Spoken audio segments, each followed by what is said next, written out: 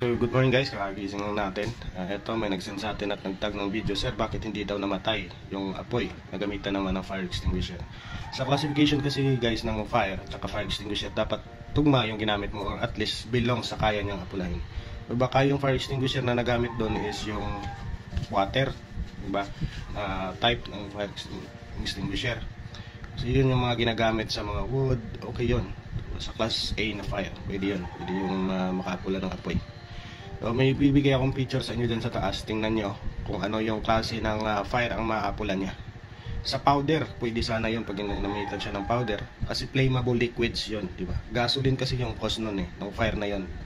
Ano pong magagawa mo kahit isaboy mo ngayon sa tubig yung gasolina at sindihan, mag-aapoy pa rin yun, di ba? So kung maling fire extinguisher ang nagamit, hindi naman natin masisisi kasi baka yun yung available during the time. Kaya nga sa mga establishment, yung mga fire extinguisher, naka-define yan kung anong klaseng fire extinguisher na ginagagamitin. Ay lalo na sa kitchen fire, sa mga nagluluto, may mga tinatawag doon na fire extinguisher which is involves with chemicals. Okay? Kasi hindi kaya ng powder, hindi kaya ng CO2, hindi rin kaya ng water, ng liquids, yung tinatawag natin ng kitchen fire. Kasi yung mga fire doon na hindi niya kayang masusuppress yung tinatawag natin na apoy, yung mga fire extinguisher. Kaya dapat yung label tinitingnan, tapos yung establishment tinitingnan din kung anong klase. For example, mga BPO, diba? So electrical fires yun, hindi mo pwedeng gamitan ng water doon. Walang mangyayari doon sa gagawin mo. Okay? Yan yung mga ano natin. So there are other classification naman ng tinatawag natin na fire extinguisher na kaya nilang apulahin. Some others. Okay? So sa video na to na nasend at natag sa atin, I think that video is using type of fire extinguisher.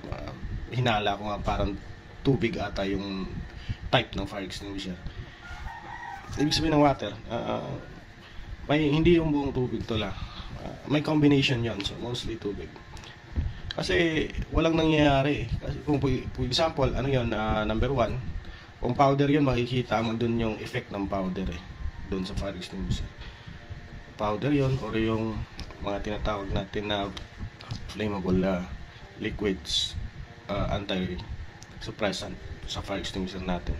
So, flammable liquid suppressant. So, kayang-kaya sana yun tinatawag natin na type class B na fire extinguisher. Anyways, check na lang din sa taas.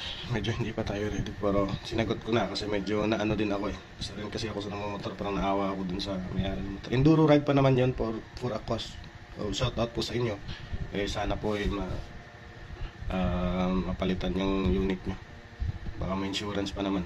Hindi naman kasalanan yan ng riders. Yun lang. So ayun. So thank you sa nagtag sa atin, Alvin. Ingat kayo palagi. Good luck sa February exam nyo. Sa mga nagtatanong ba't di tayo masyado nag-upload, nag-iingat po tayo guys. Siguro sa September tayo magsisimula ulit. Nag-iingat kasi tayo, nag-transition kasi si Meta from all those different kinds of monetization. Nagta-transition siya into what we call content monetization lang lahat.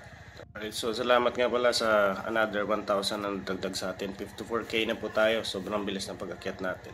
Sige lang, tuloy-tuloy lang po tayo. Tsaka maraming salamat sa mga suporta.